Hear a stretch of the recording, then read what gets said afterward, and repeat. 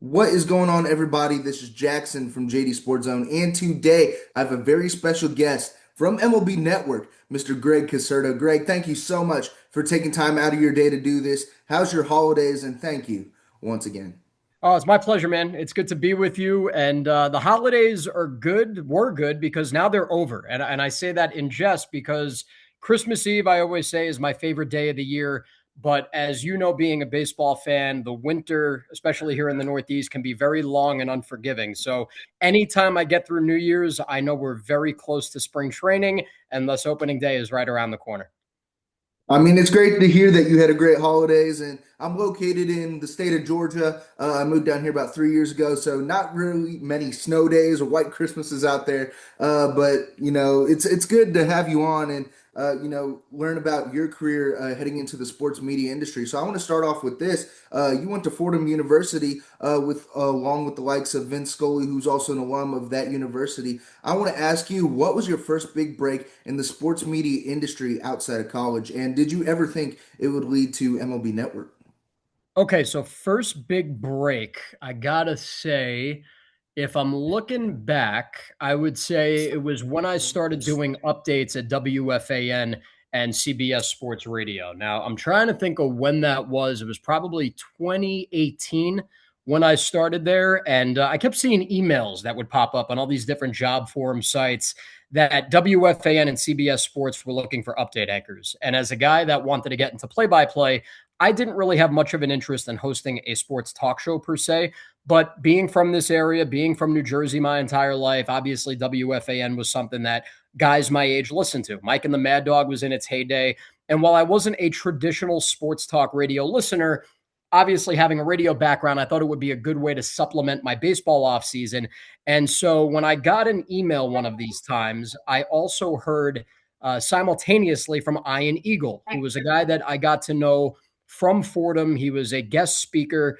I went to his sports broadcasting camp in high school, which was really what fostered my love for broadcasting. And Ian reached out and said, "Hey, the fan, he was an alum of the station, hosted shows, did the Jets, did updates." He said they're looking for people. And the timing there was really good because I applied for the job online, went through the proper channels, and then he reached out on my behalf and put in a word. So to go from doing minor league baseball to then being on the radio in New York, that was certainly a first break.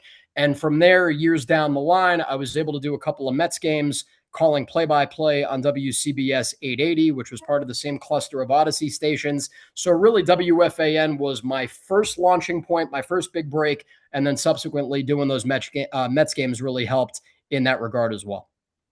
That's phenomenal to hear. I'm a mass communication student at the University of West Georgia. I graduate this May, so it's great to hear, post-transitional college and big break opportunities, especially at WFAN with guys. I listen to guys like Keith McPherson over Sure. there. And honestly, Iron Eagle again, a big like idol of mine. And it's great to hear, the connections that you made out of college and making the big breaks over there with the Mets. And I want to ask you this. I mean, was there a moment early on in your career where you ever thought about quitting, or was there anything that, because, sports media is a very hard industry to get into. It's very saturated nowadays. From what I hear from, the industry professionals, was there ever a moment where you ever like doubted yourself or, faced adversity and you want to get through that?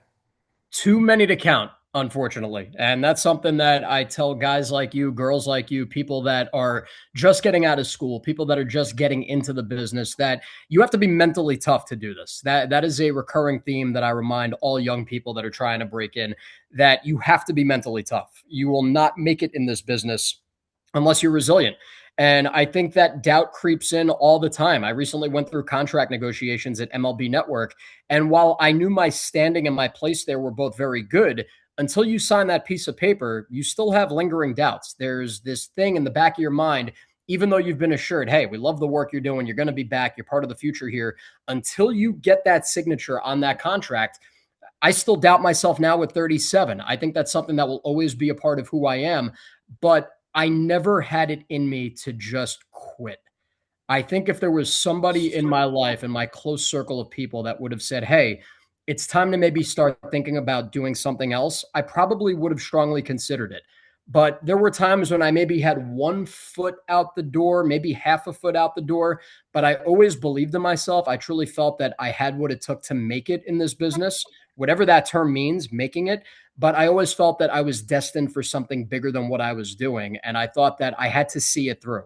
I owed it to myself, I owed it to my family, I owed it to whoever supported me and believed in me that maybe if you wanted to call it a 10-year plan, if you wanted to look at it and say, all right, I'll give myself till I'm 33, 35. There were points where I thought about, and I've mentioned this on a podcast recently, where in 2021, when I was really considering getting out of this, I was looking at business schools. I was thinking about going back and getting my MBA in something, potentially transitioning into some sort of marketing or PR position, but it never got further than me looking at schools. I never applied anywhere. I did some research, but it never got beyond that. And I'm fortunate to say that outside of a 1 year stretch during COVID where I had to unload trucks at Amazon, which is something I had to do when I got furloughed from the radio station, when the minor league baseball season was canceled. I've always had a job in the sports broadcasting business. So, again, long story short, working my way back from your original question, yes, there were many, many times still to this day where I doubt myself, but I think deep down, if you believe in yourself, you have a shot to make it. It's great to hear this perspective, especially from an industry professional like yourself, because there's been many times around people around me. I'm at my college sports radio station, and everybody's like, what if I'm not going to make it? What if I'm not going to be as big as guys on MLB Network, ESPN, CBS Sports Radio? It's great to hear that you know your side of things when it comes to the mental toughness of So, this industry. let me interrupt And you there, Jackson. I'm going to tell you two things about that. It's very funny you bring that up. So, the first thing is the idea of what if is something that, from being in therapy for several years, that is something that I've tried to eliminate from my mind and from my vocabulary because it was told to me by my therapist that what if is not a real tangible thing. It's something that we make up in our heads. So it's not easy to do. It's not like you just say, okay, I'm just not going to think about the what if and it goes away. It's not like that. It takes time, it takes work, it takes persistence, and that continued train of thought to try and eliminate that from your mind where you can. The other thing I tell young people like yourself is do not pay attention to what other people are doing.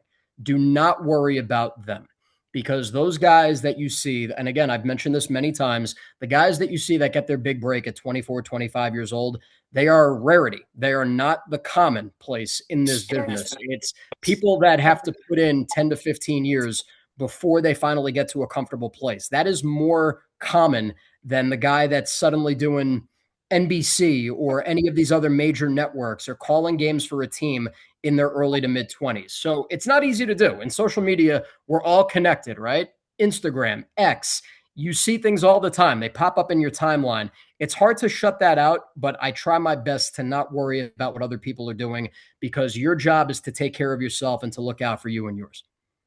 it's great to hear that perspective as well. And it's something as a college student, you know, I'm kind of working the kinks out, especially when it comes to post grad experience within the next 5 months. And that's something I'm trying to line up and everything for the future. And it's great to hear, you know, try to minimize or just eliminate the what ifs and throw those out the window and focus on yourself and getting, you know, yourself right, not focusing on everybody else in this industry. So it's great to hear, you know, that perspective of things. But I want to ask you this because you talked about a long journey and especially an illustrious career like yours leading up to MLB Network. I want to ask you, what was your first day like at MLB Network, walking into the building, seeing the set, just the whole experience of it all? It was surreal. I think what I love about the job is that whenever I'm in that studio, especially when you're in Studio 3, the big studio, or Studio 42, where we've got the simulated ballpark, I still pinch myself. I still think that if I had said to myself 15 years ago, if I had told a 22-year-old me, this is what you'll be doing at 37, I wouldn't believe it. Now, again, I did believe in myself, but the fact that I get to work at the one sports network that's in the county that I grew up in, that I have been born and raised in, and I get to cover the one sport that I truly care about, I'm beyond lucky and I'm beyond blessed, which is why for the last 3 years, walking into that place, I never have a frown on my face. There are times when I go in, maybe I'm not having the best day, but when I am there, I could not be happier. I think I am one of the luckiest guys in the world because I get to do my dream job. And, I think about that first year sometimes, 2023, and I was only on let's call it an 8-month contract. I was hired in April. I was only signed through the end of that year. It was basically a rookie deal, a prove it deal. They wanted to test me out and see how I did. And for the first couple of months and really for the first year, I felt like an imposter sometimes. Like I felt like there was going to be a moment where they just took my ID badge and I wouldn't be able to get into the building. But I was very fortunate that the people there were always supportive of me. They were giving me really good feedback and really good constructive criticism on how I could get better and how I could improve. That was something that I always focused on was how do I get better? How do I get those reps? Because again, we hear it, you guys hear it at a young age. You always hear about get the reps, get the reps. And for me, you never get tired of hearing that because for me, I worked in radio for so long. I had never really worked in television before, at least in the traditional sense. So for me, it was a learning process of trying to get better with each show. And that's why I felt the first year there were definitely some growing pains. I think that year two in 2024, the product that I was putting out was better. And I thought last year I really hit my stride. I really felt confident. I felt like I belonged. And I think that only continues to happen the more time you spend in a place, familiarity with your coworkers, familiarity with people behind the scenes. You get into a rhythm and you get to a really good place. And for me, just being myself and having fun has allowed me to do that. It's great to hear that you got into a rhythm, and especially with, the likes of your coworkers and mentors within your first couple years at MLB Network, helping shape your confidence on, TV. Because you said you were in the radio business for so long, and you're finally in front of a camera. I'm not sure if you were in front of a camera at radio stations, but you're finally in front of a camera in front of all these fans and viewers and shaping that. And I'm a big fan of yours, Greg, truly. Thank you, And again, it is an honor to get you on this podcast. And I kind of want to ask you this: what's the coolest behind the scenes moment from MLB Network that not a lot of fans really get to see? Whether it's from the hard work, the regimen that goes into doing these shows. What's the coolest behind the scenes moment? So it's really simple. It's just being around former ball players, former coaches, former executives, and just talking shop with them, just chopping it up before shows, having relationships with guys outside of work, being able to go out and have a beer with Jake Peavy, have dinner with Dan Plesac, play golf with Dan Plesac. That's one of my favorites. So just having relationships and friendships with guys outside the building is what I've always loved about baseball. One of the reasons why I love the minor league life so much is because I was around so many really good baseball people and for the most part really good people.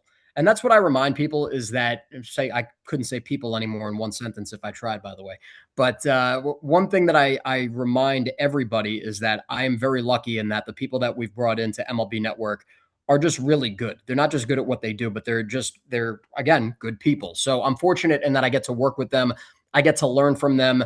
And it's like when you're with your friends and you're sitting around and you're watching a game, a lot of times for us, if we're in the bullpen before a show, we've got 16 monitors in front of us. So we're watching games and you're just talking it up. You're talking shop, you're chopping it up. It's just fun to do that.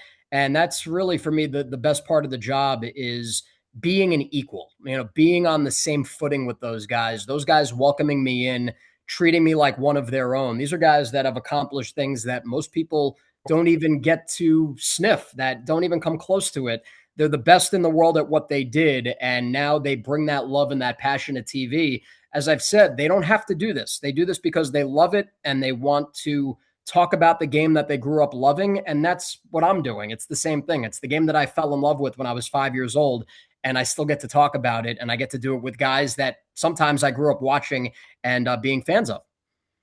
It's great to hear you built those connections, not just in studio with guys like Jake Peavy, Dan Plesac, but outside the studio as well. You talked about, the golfing trips. Again, I'm not a big golfer myself. I think I've done the most I've done with that is Top Golf. Is Top Okay. Golf, and That's a good starting point. it's a good starting point. But when it comes to guys at the radio station, I mean, we go bowling and building team morale outside of there. So it's great to hear that, you built connections outside of the station or outside of the TV network. And, that really builds team morale inside the studio. But that's great to hear. Now, I want to ask you a fun question inside of baseball. What's one baseball take you believe in that would catch fire on social media? Because personally, I said it was earlier on in his career, and I kind of regret saying this now, but I believed it then. I said Nolan Arenado was going to be better than Chipper Jones by the end of his career. And, being a Cardinals fan, it kind of hurts to see him go. But what's a baseball take you believe in? I've never been asked this, so that's a really good question. If it were up to me, I would eliminate the traditional interleague play and go back to when you played within your division a lot more. For me, a Blue Jays Reds game in the middle of the season does nothing for me personally. Like, I like seeing whether it's the Yankees and the Rays, first place against last place. Those division games matter. It doesn't matter how far back the last place team is in the standings. And I'll point to a recent example. Late last year, when the Mets were vying for one of the wild card spots, down the stretch, they go into Miami. The Marlins were also pretty close to a playoff spot, although their chances were less likely to get in. But the Marlins knocked the Mets out of playoff contention, and they celebrated on the field like they had secured a playoff berth. So to me, I would love to go back to that old school way of you play within your division 20 times a year. I think that adds a lot more juice than interleague play. I'm not saying we get rid of it completely. I think you treat it like the NFL, where maybe you play this division this year and then you play all right, so let's use the Yankees as an example. You play the NL East this year in 2026. 2027, you play the Central. 2028, you play the West, and then you cycle back through that rotation. That's just me. I don't know if that's a popular opinion or not. I think there are people that do like interleague play. I'm just not one of them. I value divisional games, and I think that no matter what time of year it is on the calendar, no matter where these teams are in the standings, those games always mean a lot more. I personally agree with you because honestly, I would love to see a Cardinals Cubs game more consistently throughout the year than a Cardinals Twins game. Yep. I'm not going to turn on the TV and well, I'm gonna watch the game, but I'm not gonna be as excited as I am if I'm watching a Cardinals Brewers game or a Cardinals Cubs game. But honestly, I completely agree. I just don't think Braves fans here would agree with having to face the Phillies multiple times a year. But I mean, it's great to hear that take and a guy from MLB Network giving that out on the podcast. So it's phenomenal to hear that. Now I want to kind of relate back to your play-by-play broadcasting, not just with MLB Network, but throughout your entire career. If you could relive one baseball moment from your broadcasting career, what would it be and why? Another great question. I would say 2015. So I did minor league baseball for 10 or 11 years, and I did every level of minor league baseball from a collegiate league in New England to an independent team. That was the St. Paul Saints before they were the Twins AAA affiliate. They were a long time independent team, and they were the gold standard of independent baseball. So I was fortunate to be there before they moved into their new shiny ballpark and before they were affiliated. I was at Old Midway Stadium in 2012, back when they were an independent team. And then I got into affiliated ball where I did short season, high A, double A, triple A, and so on. So I was fortunate that I got to really experience the minors fully. But what I've thought about, and I think about how special this is that in all those years of calling minor league baseball, and again, we'll call it 10, 11 years, there were two teams that I worked for, two in that time that made the playoffs. The other nine teams didn't make the playoffs. They were 500 or worse. And so I really cherished 2015 because that was the first time a team that I worked for got to the playoffs. And it was the Charlotte Stone Crabs. They are no longer around. They used to be the high A affiliate of the Tampa Bay Rays. They got to the Florida State League playoffs in 2015, ended up winning the championship. And that was the only championship they won. That was the only time I got to call a championship moment. So for me, I think back on that now 11 years, and I remember the feeling of those playoff games and how you could just feel that energy and that intensity. And I think now when I watch the playoffs, especially this past postseason, And you look at the World Series and how brilliant that was between the Dodgers and the Blue Jays, how you were living and dying with every pitch, how even if you weren't a fan of either team, you were still really into that series. That's what it felt like, but you were in the booth. And it didn't matter that there were 200 people in the stands. The players felt it, the coaches felt it, and to call a championship was really special. So I would go back and relive that one because it's not something that you get to experience very often when you're in the minors or even if you're in the majors for that matter. Really getting to the playoffs and winning a championship is not easy to do. So when you have those moments, you really have to cherish them. I'm glad to hear this perspective from a broadcasting side because I've interviewed guys like Jan Gomes and Jake McGee recently, and they talked about the World Series aspect. They talked about the playoff atmosphere from a player side. It's great to hear it from a broadcasting side how energetic a playoff atmosphere is, even if you're not a fan of that particular team. But it's so exciting. You're super into whatever call or play that you have to be into, and it's honestly phenomenal to hear that. And it's a little insane to hear that you had two teams out of an 11-year career that made the playoffs and that you had the opportunity to call. That's it, So man. It was 2015 and 2019. That was it. Those were the two teams. And the 2019 team was in Reading, Pennsylvania, Phillies Double A affiliate. Really good group of guys on that team that made the major leagues that are still there. Mickey Moniak of the Rockies, Luke Williams, who I think is a free agent right now, but he's bounced around a little bit. And that team was really good. It was the most fun I've ever had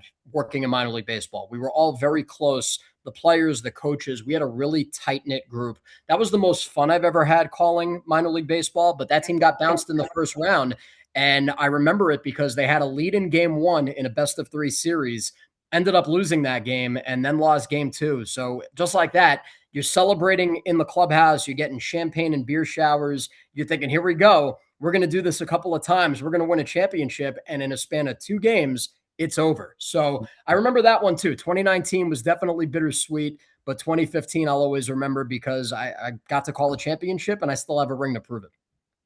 it's great to hear again how exciting a playoff atmosphere is from a broadcasting side. And 2019 was a little bitter for me, especially when I interviewed Jan Gomes and he was talking about the Nationals sweeping the Cardinals. And I was like, yeah, I understand it, but it's great for you. But it's great to hear from a broadcasting side how exciting it was to call those minor league playoff games. Now, Greg, one final question for you. When your career is all said and done, after you retire from broadcasting and MLB Network, wherever you end up, how do you want to be remembered? And what's the biggest advice for somebody to get into this industry that wants to break in? So for me, the legacy is that you could plug me into any role, any assignment, any sport, and you would get a good, honest effort. You would get somebody who tried really hard, tried his best, and did the job well. But more importantly, it's that I treated people well, that my coworkers liked me, that I wasn't high maintenance, that I treated people with respect, that everybody to me was an equal, that I was not above it all just because I'm talent. Like that doesn't mean anything to me. So I think for me, it's the fact that I treat people well and I'm a pleasure to be around when I'm at work because, again, I love my job and I consider myself to be one of the luckiest guys out there. So that's number one. The second thing that you asked about the advice, and I say this to a lot of young people, is I touched on it before. You have to be mentally tough to do this. You have to be prepared to be knocked down, but you also have to know in your heart and in your body that you can pick yourself back up. And it's not easy to do on your own. You have to lean on your support system, whoever that is. It could be friends, it could be a spouse, it could be your parents. Lean on those people and go to them if they're willing to offer advice. Go to people that maybe you just met, like me, on a Zoom call and ask for advice because the main thing in this business, it's the relationships that you foster. And I think you have an understanding of that. I think now more than ever, young people have this understanding that it really is about the networking and the relationships and the connections that you make. That was something that took me some time to figure out. So I would love to go back and be better at networking, but I can't do that. I can do that now.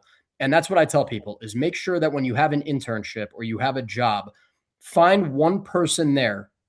And I don't want to be blunt or I don't want to be too forward, but if you feel that they can help you down the road, if this is somebody that you have a nice relationship with that you feel can be an asset to help you down the road, you establish a relationship with them and you keep it going. And when there are those times you have those conversations and you feel like you're just being a pest, where you're asking somebody for advice and you can't offer anything in return, The advice that I got from the Ian Eagles of the world and from the Mike Breens of the world is that you pay it forward when you're older and further along in your career. You just give advice and you help out young people behind you. So that's what I would say is just establish those relationships, always work hard and give it your best and do it with a smile on your face.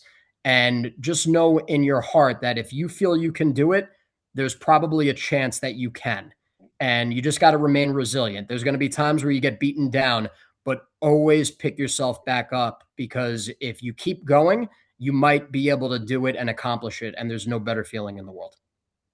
Again, it's great to hear that advice, and especially when it comes to shaking hands and making those connections throughout your career and what points to do it at, and to break in the industry. And Greg, again, thank you so much for taking time out of your day to do this. I truly, truly appreciate it.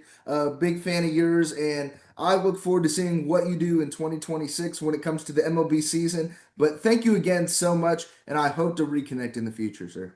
Listen, man, it's my pleasure. Whenever I do these, I always say my DMs are open. We'll have conversations moving forward, whether that be over text or email, whatever it is. You always got somebody here that you can bounce things off of, and it's a pleasure to finally connect with you. And I'm sure we'll do it again down the road.